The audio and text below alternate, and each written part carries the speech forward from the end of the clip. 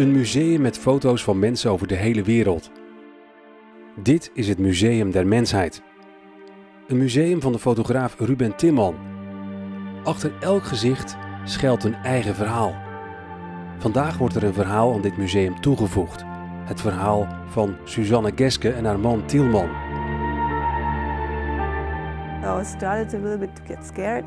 Then I took my kids out of school. And then in the afternoon it got clear that my husband and the other two men who were in Egypt were killed. Susanne werkt al 25 jaar in Turkije om als christen een licht te zijn onder de moslims. In 2007 wordt haar man Tielman samen met 2 Turkse pastors koelbloedig vermoord op het kantoor waar hij werkt.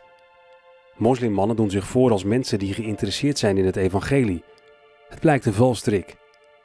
Susanne blijft achter met 3 jonge kinderen. Een paar dagen na de aanslag zegt ze de daders te vergeven. And I just said that sentence, I want to forgive the killers of my husband and Ura Nejati. Ik vraag me af, hoe is het mogelijk om de daders van zo'n gruweldaad te vergeven?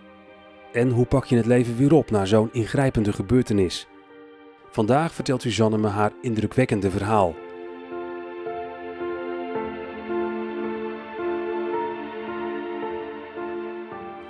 Hey Susanne, Oh, good hello. to see you. Nice to see you too. It's the first time that you are here in the museum. Oh yes, of course. And what do you think about it?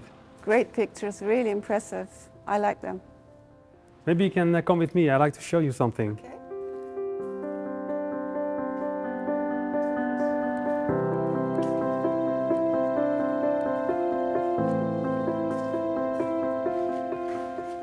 Have a look. Oh, great. Nice picture. What's coming to your mind when you see this picture of your husband? It's a great picture, I like it. I miss him. Yeah. What kind of person was he? Can you describe him in a few sentences? He was the total opposite of me.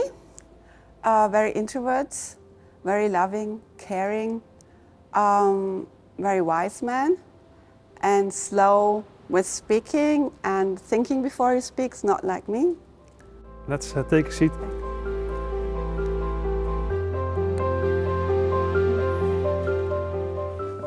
Before we talk about the murder of your husband, I suggest we start at the beginning. It was 1997 that you went to Turkey. You left your homeland, Germany, together with your husband Tilman and 2 little kids. Mm-hmm. Why did you go to Turkey? We wanted to live as Christians in a Muslim country. So, yeah, we went with our kids. And why did you want to live as a Christian in a Muslim country? To be a light to them, to help them, to help the Christians living there. That was our intention. But was it very clear for you, Yeah. for you both? That was clear for us both, separately. Yeah. It was in our prayer trip through Eastern Turkey. We had quite hard times. We were quite challenged. And because of all the challenges, we knew if the evil one is so against us to be in Turkey, there must be something to it. So this was actually the decision. It's a big decision to leave Europe, Germany, to go to a Muslim country. Was you aware of the dangers to live as a Christian in a Muslim country? No, I'm not this kind of person who sees dangers. I'm very optimistic and I really never see anything. But at the same time, I can imagine also when you prepare yourself and you know that, it can be dangerous. Actually, I never thought about it. Really? No. You Maybe saw- my husband, he may have thought about it earlier, but I'm not this kind of person. You never talked about the risks. Yeah, there's a risk that you get thrown out or that the police will catch you and put you into prison, but yeah. Most of the people were friendly, but did you also see some threats before the day of the attacks that you know there are people who don't like us? They want that we leave from this place? It's not the people you live with, it's not the community you are, it's more the media and things are made up a little bit against Christianity. So they wrote bad stuff in the newspaper, they had like talk shows where one guy came up and he said to us he would be a Christian, but then he came into television and said, oh no, I'm a Muslim again, and stuff like this to show how bad these Christians are. So but you were also telling about that they wrote bad things in the newspaper. Can you explain something about that? We moved to another city, far more in the far east, and so before we moved there, a day before we moved there, our friend called and said, he lived already there, so he called and said, you made it on the first page of the newspaper. Really? And we were like, oops, not good. So what did it say? And he said, yeah, they wrote like something, these Christians are coming to our city and they want to make us, turn us all into Christians. But they mixed a lot of people, like my husband's business with his business and all the names, so it was a big mess. But they really tried to make people fearful and get angry about us. Yeah, but I can imagine that you would be afraid when you are reading this in the newspaper. Oh no, we just said, okay, that's it. What can you do? We anyway wanted to go there, so we decided to go there. So it's nothing what could hinder us. April 18th, 2007, that's a day that changed your life forever. Let's go back to that day.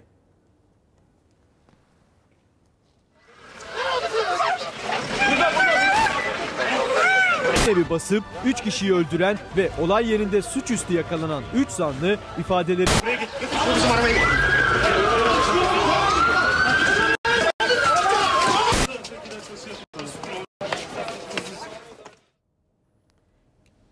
Susanne, the killing of your husband was worldwide in the news. We saw some pictures.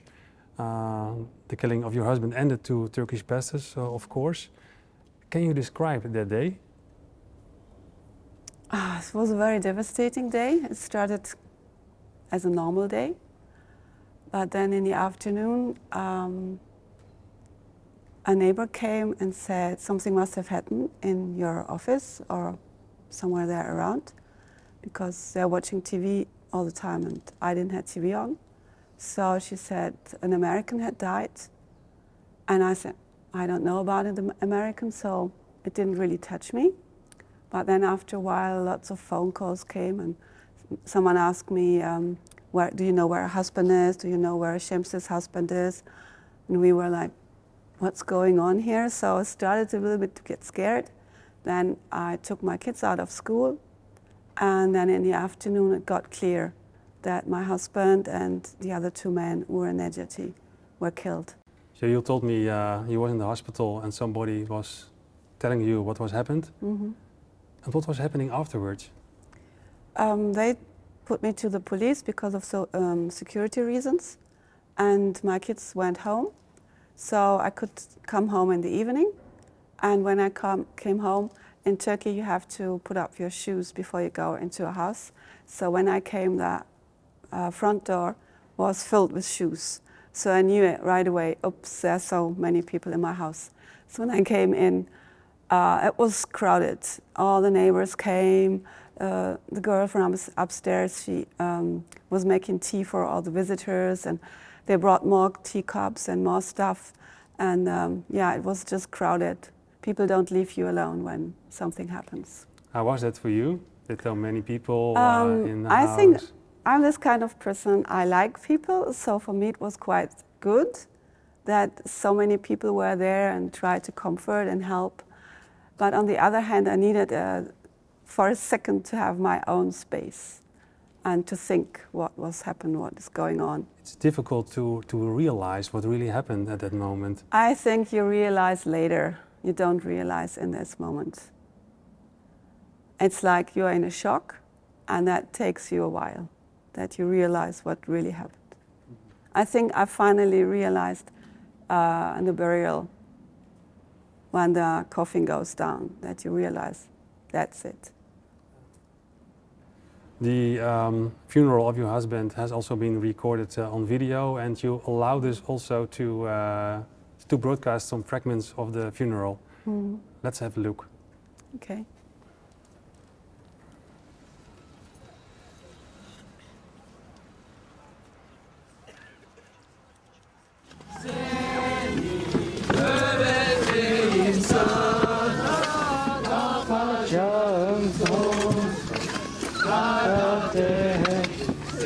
What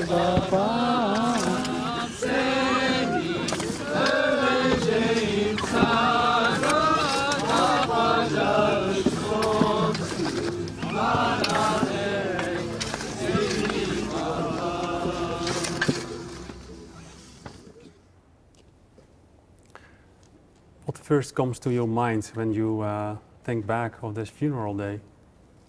That was a very, very interesting day. It was like light and darkness were fighting each other. We weren't actually not allowed to bury him. And then we found this Armenian cemetery, and they allowed us to let him be buried there. And we had lots of helpers coming from nowhere. The other side was you're not allowed, and this side we were doing their funeral. So it was quite an interesting day. And then in the end, we got buses and everything we wanted for the funeral, for all these people to come to bring to the place. And I said, I really don't want any media on that cemetery. So to just stay with the camera and film us, I really didn't want that. But then there was a house next to it. And this house had a big balcony. So all the media people were on this balcony filming the funeral from there and actually live broadcasting it to our city. So lots of my neighbors watched the burial through the television. Yeah, you decided to bury your husband in Turkey, yeah, in Malatya, in the place where you was living. Was that quite clear for you to bury him in Turkey? Yeah, we decided on the first night. I was thinking of what shall we do? Shall we go to Germany or shall we go stay here? So my heart always was for Turkey, but I thought I can't do this decision on my own. So I asked my older daughter, she was then 13 years old, and said, what do you think what we should do? And she said, Mom, you know, Dad died for Jesus and for Malatya on this place, and we tried to build this church, so we should stay here and finish the job. So for me, this was, okay, the decision, the Lord told me, okay, we stay. And that it was clear. It's very special that also your children are saying that. Yeah, they wanted to stay on and not to go somewhere else they don't know. You are in this shock, especially the first few days. You have your own grief, but then you have also to tell your children that the father has been killed. How do you do that? I'm also a father, and I cannot imagine how you can do that. Because I was together with my two younger ones in the hospital. We sat together and were praying and thinking either he died or not. So they right away knew. When I knew, they knew. Mm-hmm. So I didn't need to tell them. And my eldest daughter, she was in school, and she came with another service to home, and she phoned me. And I was on the police, and she said, Mom, everyone is telling me terrible stories. Can you please tell me what happened? So I had to tell her on the phone. That was a bit horrible. I actually wanted to come home and tell her, but because she phoned me, I had to tell her on the phone. Oh, and I said really sorry afterwards to her, but I couldn't come earlier home because they took me in this police stations for so long. Yeah. How did the children react? I think we all react the same. We were all so shocked we couldn't really say anything. I think you need not even some days, you need weeks and months to really get it into your mind what actually happened. You stayed in Turkey, but more than that, you also decided to forgive the people who were killing your husband a few days after the attack. I have some more questions about it, but we can talk later on about it. We have a surprise for you. We invited Erika de Wit. She's a Dutch singer, and she's going to sing for you. Welcome, Erika. You was also listening to the story of Susanne. What first comes to your mind when you are hearing her story?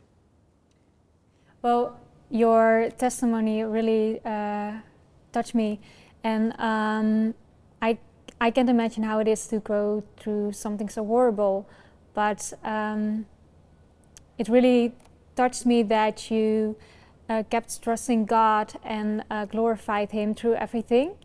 And yeah, so thank you for sharing your story with us. You are going to sing a song for us, especially also for Susanne. What are you going to sing? I'm I'm going to sing a song van Guten Möchten Wunderbar Geborgen. It's written by Dietrich Bonhoeffer. And so I'm going to sing in German. And it says that God is with us in everything. He is there in the evening, in the morning. And I heard that this song is really special to you. So I really want to sing it for you.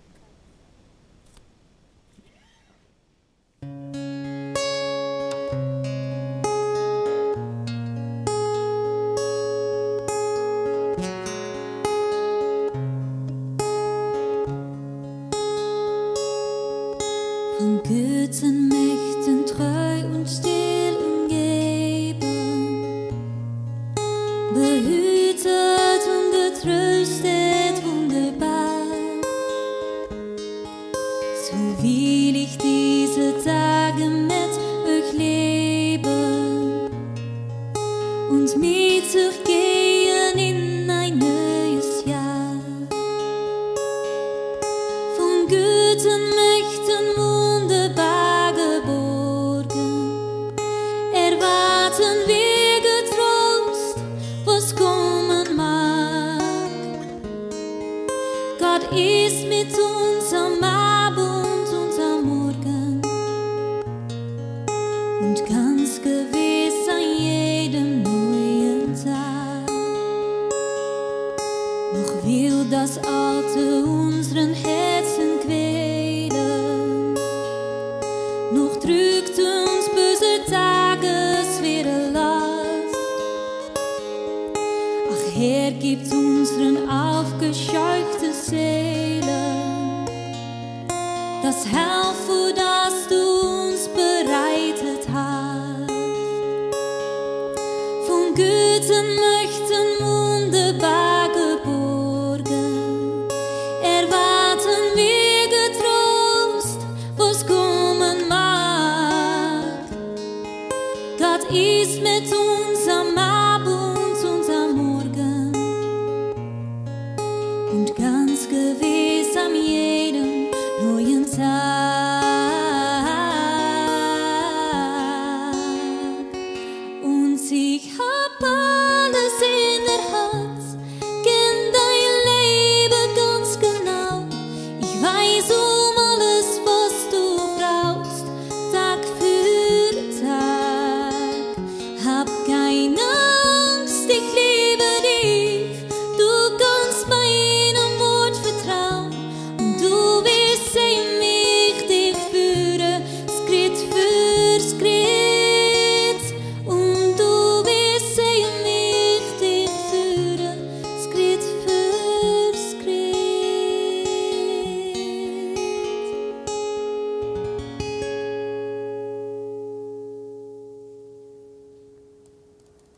Very nice.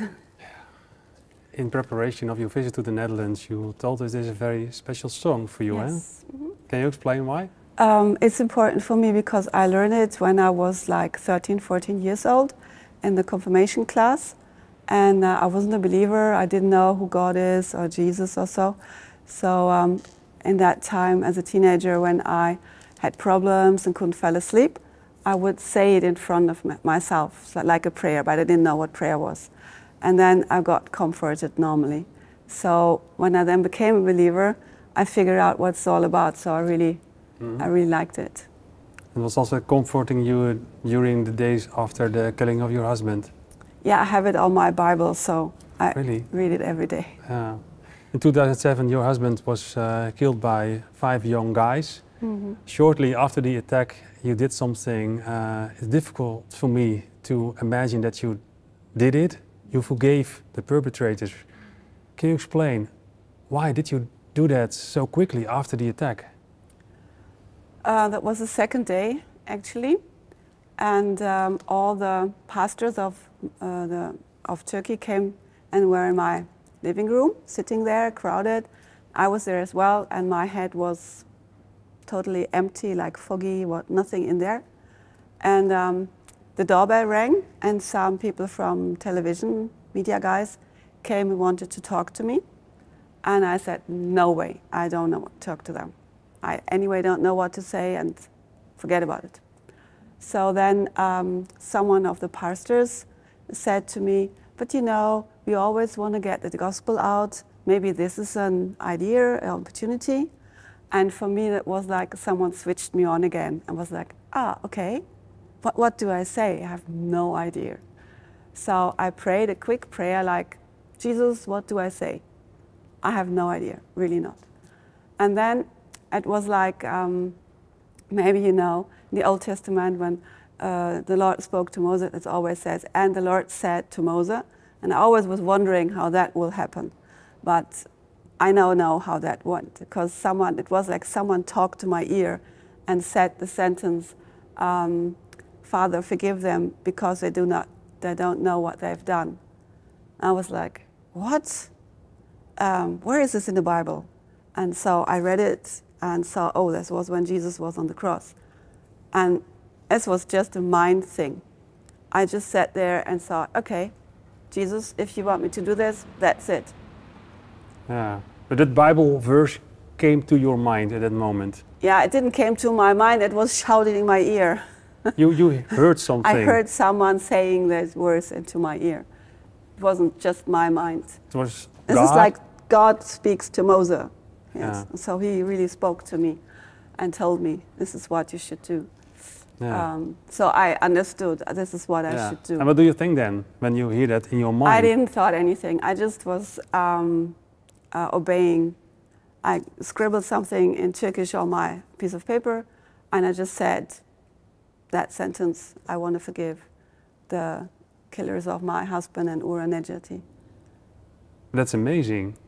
It's, I would say it's the grace of God, His unfailing love, His just unending grace poured in 1 second on top of me. But you are telling it very heart. quickly. You heard a voice in your mind, Yeah. you was write it down, Yeah. went in front of the door, opened the door, and the camera guys were there. Thing in 15 minutes or so. It was just obeying the Lord's voice. And I had no feelings to it, no bad, no good ones. I was just doing what He told me to do. But I can imagine maybe then 1 hour later you think, what have I said? I thought about this actually far later. In this moment, there's so many things going on, you don't even think, really. I didn't thought, really. My little daughter, she was the other one.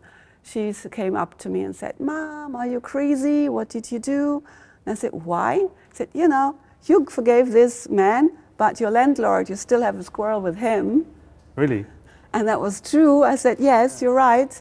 But I think this was something very, very special the Lord gave to my heart, because He gave the peace and everything you need. If you want to forgive someone, you need lots of stuff together. And I think He just gave it all by His grace, for His purpose. Yeah. Yeah. It's still difficult to understand because you hear the voice and the Lord was giving the grace to forgive. Yeah. At the same time, is it a decision you are making with your mind, or I can imagine your feeling is still not there maybe, or can you explain it, how that works? This special thing, I think, it was really, really special from the Lord and had no feelings to it. He gave a total peace in my heart. But after that, lots of people like you asked me, how can you forgive? And I had to start to think about this whole forgiveness thing. So I was like, okay, because I had other people to forgive as well, and that wasn't so easy. So I had to figure out what the Lord is saying in His Word, really, to the topic of forgiveness. Yeah, so it's interesting what you say, that you, at the same time, you have a problem with your landlord. So what you say is, for every situation, you need, again, the grace of the Lord to forgive. Yes, you need this. Yeah. Yeah, and I think also we have this Our Father, where we have this sentence that He forgave us and we should forgive our others. I don't know really in English, but that sentences. So, and after that, Jesus again put up this topic and say, if you forgive your neighbor, I will forgive you. But if you don't forgive, I won't forgive you as well. And when I read this and really understood what He said there, I was like, oops. this is hard. Yeah. Means you always have to forgive, Yeah. even if you really don't want actually. So that really struck me. And then when I was searching for forgiveness in the Bible, I figured out about Peter. No, yes, Peter was it. He asked Jesus, so, okay, if I forgive this guy, how often shall I forgive him? And then Jesus said 77. That means always. So it's not just once, it's just whenever he comes with the same thing, you forgive him again. Yeah. So Jesus wants us really to forgive wholeheartedly as much as we need to. And you would ask, so how can this work? And I think if you know by heart that Jesus died on the cross for you and he forgave you all your sins, the ones you did, you're doing, and they're coming, of your whole life, this is far, far more than you ever can forgive someone else, ever can someone do to you. It's far more. I think if we start to compress, that's how Jesus forgave us, then we can start, okay, so we can also forgive other people. Yeah. But you were telling one of your children said, are you crazy? I can imagine that they react in that way. How do you deal with that? Because it's your decision to forgive, but the children think, what is mom doing? I don't know actually when and how they did it, but I know from all three of them that they forgave as well. And because of me and because of going ahead, and we were talking about the boys and we were saying that they actually destroyed their families as well. So we talked about their situation as well. And I think that helped them also to forgive, and they also had their people to talk to. During the preparation of this talk, I was reminded of Sabina Wurmbrand. She's the wife of Richard Wurmbrand, the founding father of the work of SDOK.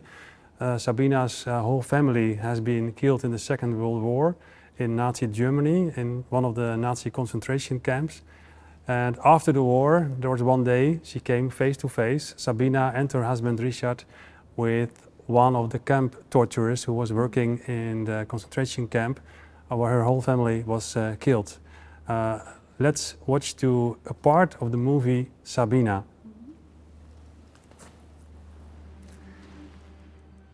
There's a man here you have to meet.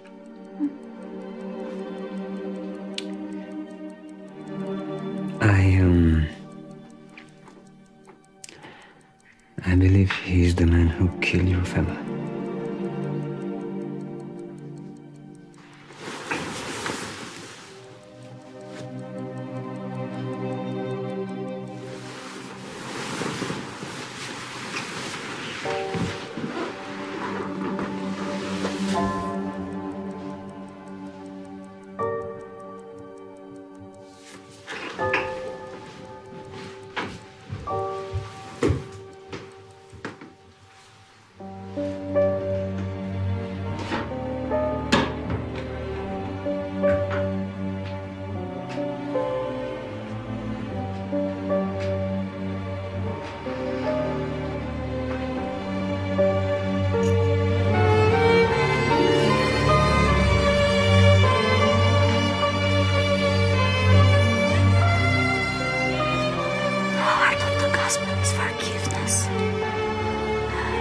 Christ forgive me. He can forgive you if you ask.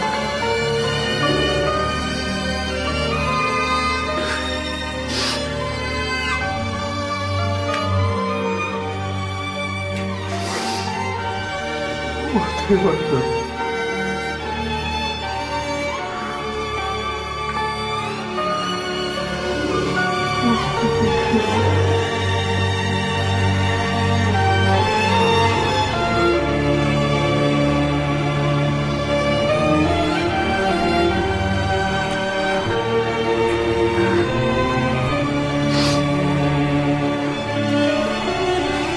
Something to eat.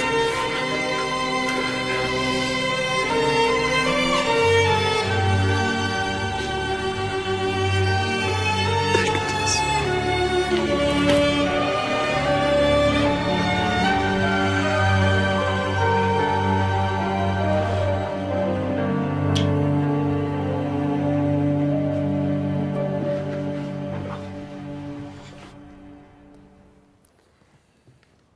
Susanne, what do you think when you see this part of the movie? I really like this part. It's really touching. And I think Sabina chose the right way. She chose to forgive and to love this guy and to hug him, to show him that she really forgave him. And I think the most important thing is for her own heart, that she has freedom in her heart and no bitterness. Could you imagine that you would do the same as she did to the people who were killing your husband? Yes, I was once in the court. I actually was 120 times in the court, but one day, the boys sat always in the front row, 5 next to another, the gendarme around them, the police, and that day we should go downstairs to get a piece of paper from the judge. I don't know why or what, but I remember we all went down the stairs to this judge, and I was going down there, and one of the 5 guys was just like 2 meters in front of me, turning with the back to me. And in my heart came like, oh, I really want to hug you. I want to tell you that I forgave you. So the same as Sabina did. Really? Yeah, I really wanted to, but I thought, okay, I'm in the court. Everyone is watching you. I'm not allowed to do this. So I couldn't actually, wouldn't have been good for the whole court. But it really was my feelings in my heart. And maybe somebody watching to this program will say, I do not understand, I'm struggling with forgiveness. How can you do that? Can you explain that? I think forgiveness really starts with your mind. First with that, you know that you are forgiven from the Lord, and then that we know we have to forgive. There is no way around it. It's better for you if you have a wound and you don't heal it. It gets bitter. You get a bitter stuff in your heart, and that can actually make you ill. But if you choose to forgive and do it with your mind, you can ask the Lord to help you. And you can just shout out and say, I want, but I can't. Can you please help me?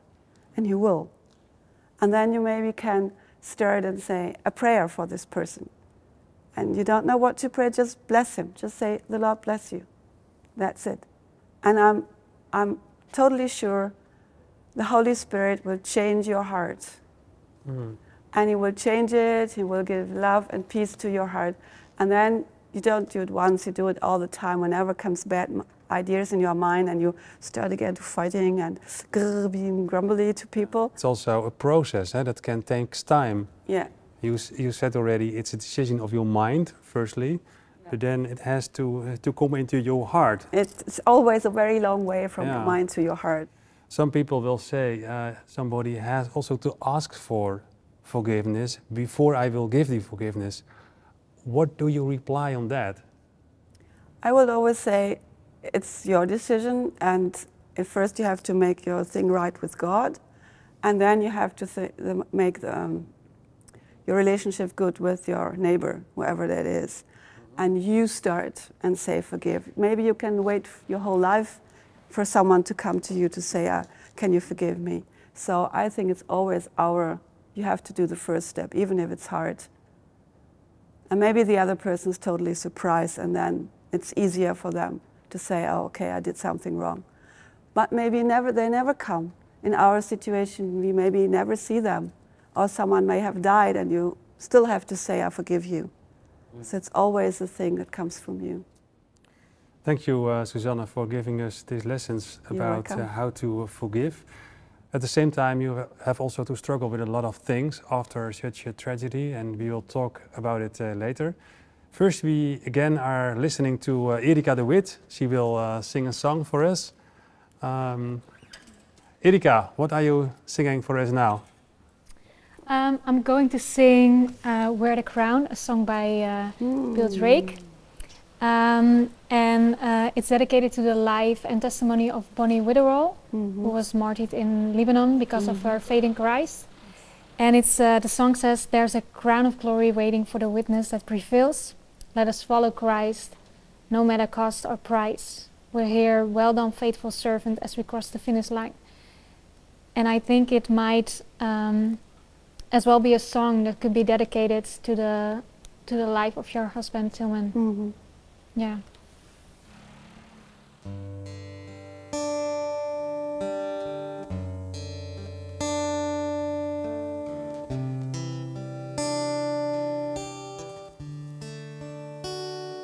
For the martyrs, for the heroes, for the ones who gave their lives on the altar of the lost. There's a sowing, there's a reaping, there's a dead that comes alive through the power of the cross. Draw back the curtain and tear away the veil. There's a crown of glory waiting for the witness that prevails. And when the days have all been counted, when we face the final hour, we'll hear, welcome home, my child. It's your time to wear the crown.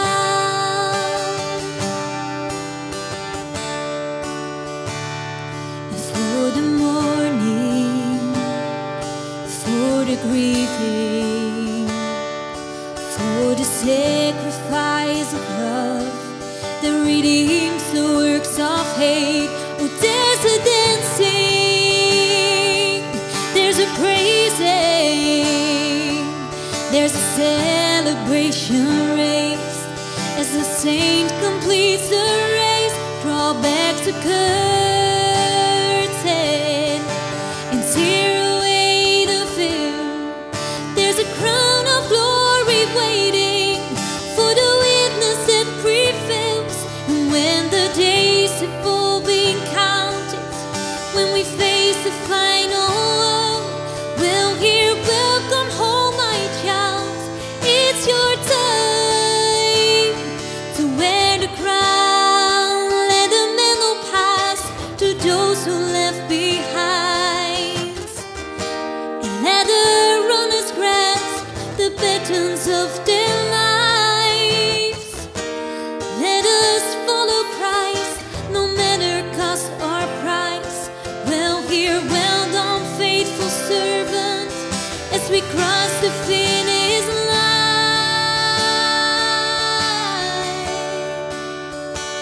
Draw back the curtain and tear away the veil. There's a crown of glory waiting for the witness that prevails. And when the days have all been counted, when we face the final hour, we'll hear, welcome home, my child. It's your time to wear the crown, to wear the crown.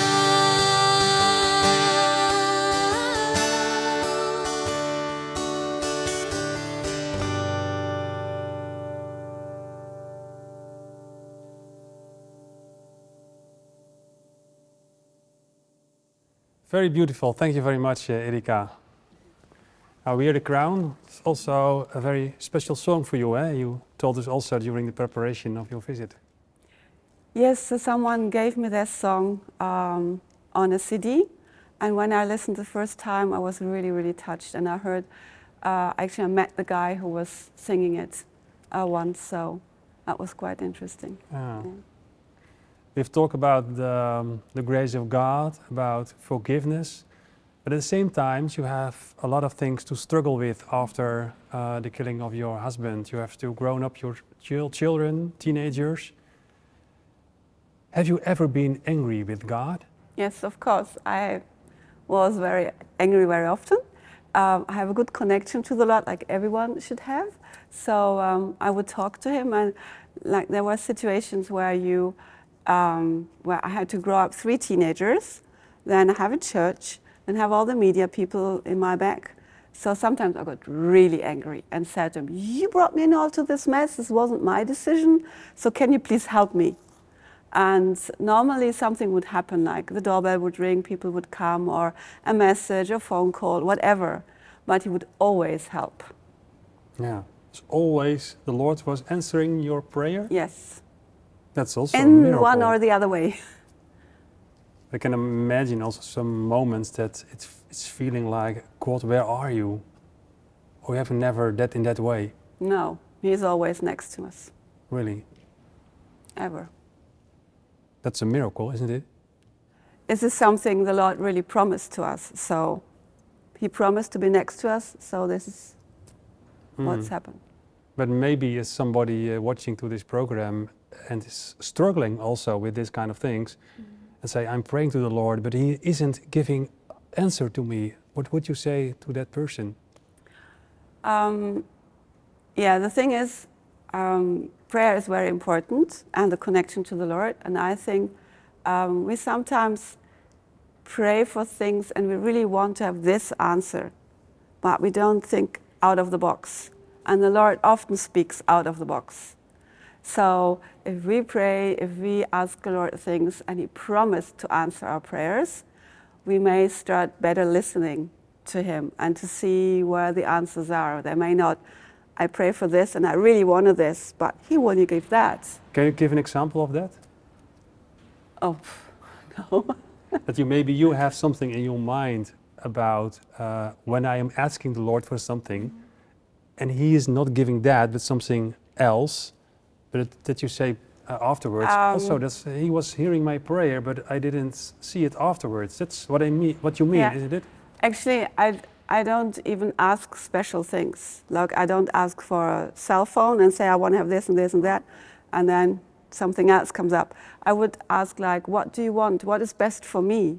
Because he normally knows what best is for me. We start praying different. It's not like a wish list. You say, I want, I want, I want, I want. So it's more pray, Lord, give me what I need. And he knows what I need. And so I have to look on other things. I think we should widen our perspective a little bit when we pray. Have you also asked the Lord, why? I never ask the question why, but what for. So to see something behind it, something, what can you do with it? Because normally God does good things out of bad stuff, but we don't see it right away. I always explain it with a puzzle. If you have a puzzle and you try to make it, and you have here one and there one, you don't see a picture, you just see a lot of mess. And this is like our life sometimes, if you see this picture and nothing around. But the Lord really put his puzzles together. And I could see that some people came to the Lord, or this happened in that church because of what happened. So I see also fruit coming out of it. If I can imagine that, you have your own grief, at the same time you have to comfort your children. How do you deal with that? My kids were very, like I said before, they had the other people to go to, but also like one time my youngest daughter came up and yeah, this is a part how she dealt with it.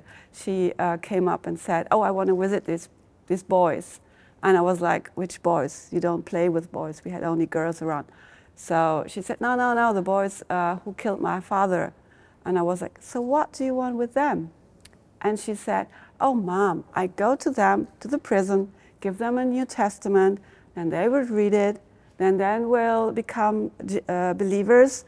And when they die, they come to heaven and can say sorry to my dad and Uren and Nejati. Really? Yes, it was. And at what age she was when she was? 8-ish, 9, around. So young. Yeah. And how did you reply? I was like, okay, do you really want to see them?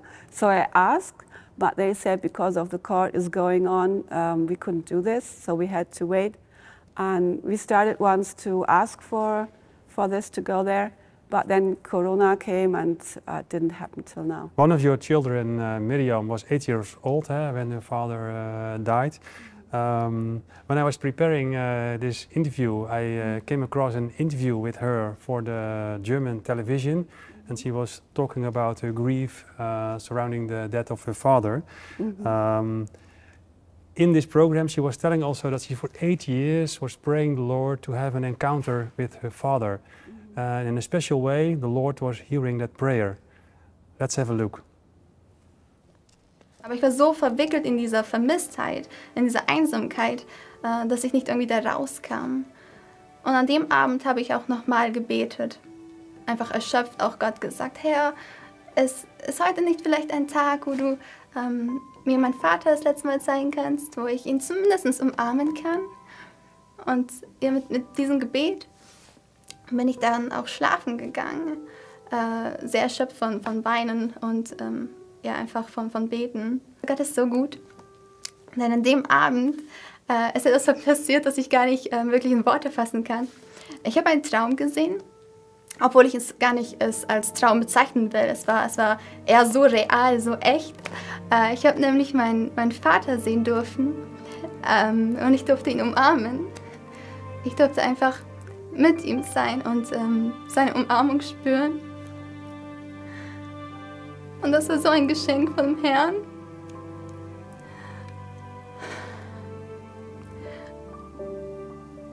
Auch als ich aufgewacht bin, hatte ich immer noch seine Umarmung gespürt.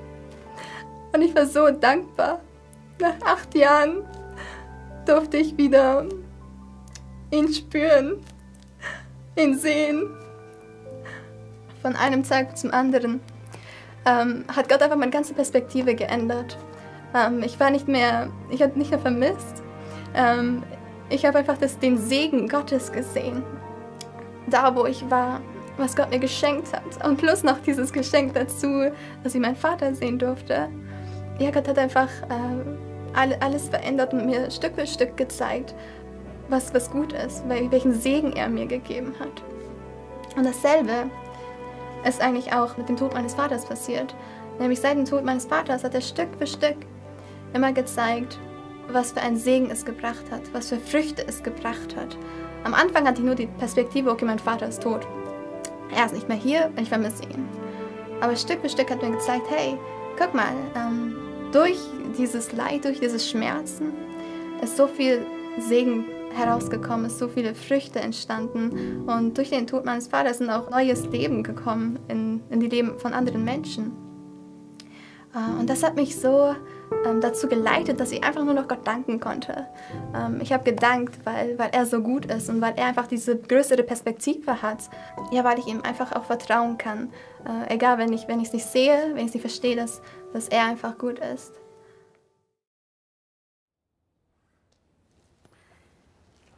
A really moving story, Susanne. It was really touching my heart when I saw this for the first time. How did you react when Miriam was telling you this? Actually, he told me already later on.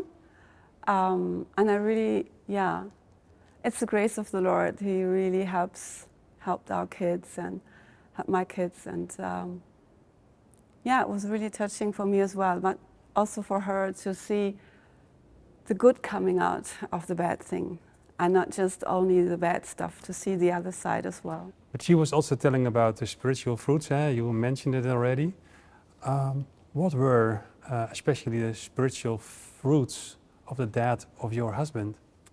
On the one side, the Christians in Turkey, the one part, they just got fearful and scared. And the other side, they started, okay, if they die for Jesus, we should go out and preach the gospel. They got stronger. So it was half a bit. And then I still hear stories from people who saying, yeah, because of this what happened, I started to check out Christianity or whatever. Lots of people came to faith through that. Really? So the Lord can use the bad thing for something good. Yeah, He can. Yeah. You are still living in Turkey. The situation for Christians in general in Turkey is not going better, it's going worse. How do you see the future for Christians in Turkey? Yeah, it's actually for foreign Christians, it's quite hard because they get thrown out regularly. And for Turkish Christians, Yeah, it's not so easy. If in an ID card there is a part of religion, so people write in Muslim, nothing, or Christianity. And if you change your ID card from Muslim, as from Islam to Christianity, then the chance that you get a job is very low. And you have lots of repressions, also that your family, your whole friends surrounding, it's really hard. What gives you hope? Jesus gives me hope, always. He is the one. Thank you very much, Susanne, for being here today and sharing your testimony and to teach us and also me how to forgive. You're very welcome. Fijn dat je gekeken hebt naar dit programma dat je werd aangeboden door SDOK.